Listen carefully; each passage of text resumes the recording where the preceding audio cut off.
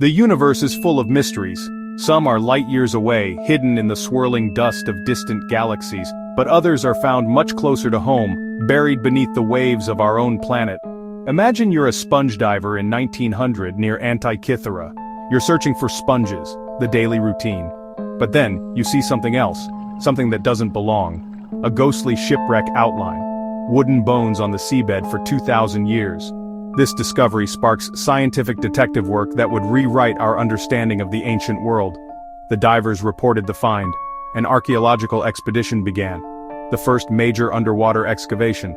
They brought up stunning Roman-era artifacts. Bronze statues, marble statues, elegant glassware, fine pottery. Among these treasures, diver Elias Stadiatus surfaced with a strange, corroded lump of bronze. It looked like a calcified rock, fused by centuries in salt water. No one knew what it was. It was catalogued and sent to the National Archaeological Museum in Athens, and largely ignored. A few months later, the corroded mass broke apart. Inside, something incredible was revealed. Not rock, not statue. Gears. Intricate, precisely cut bronze gears. So, what is this device? After decades of painstaking study, we now know.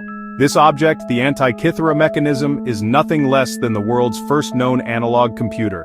It's a mechanical model of the cosmos. It didn't run on electricity or code, but on the intricate dance of its interlocking gears.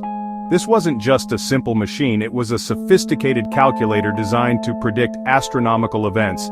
It was built around 200 BC by Greek scientists who possessed a staggering understanding of astronomy and engineering. They were the intellectual descendants of giants like Archimedes, the legendary inventor who was said to have used similar gearwork in his own creations.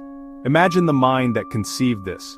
The creators of the Antikythera Mechanism were not just thinkers, they were makers. They translated their profound knowledge of the heavens into a physical, working model. The device was housed in a wooden box roughly the size of a shoebox with dials on the outside and a complex assembly of at least 30 bronze gears hidden within. A user would turn a handle on the side, setting the entire system in motion. As the gears turned, pointers on the front and back dials would move, displaying celestial information with incredible accuracy. This was a portable cosmos, a mechanical brain that held the secrets of the sun, moon, and stars. The genius of the mechanism lies in its gear trains. Each gear was hand-cut from a sheet of bronze, with teeth that were just over 1 millimeter long. These gears were not arranged randomly. They formed a complex system designed to model the irregular movements of celestial bodies. For instance, the moon doesn't move across the sky at a constant speed. To account for this, the Greek engineers used a brilliant pin-and-slot mechanism. This design, involving 2 gears connected eccentrically, allowed them to vary the moon's speed, perfectly mimicking its elliptical orbit. This level of mechanical sophistication was thought to be a product of the European Renaissance, not the ancient world. This device tells us that the ancient Greeks had not only a theoretical understanding of the cosmos, but also the technical skill to build a machine that could replicate its motions. It shows a seamless fusion of science and technology, a concept we often think of as modern.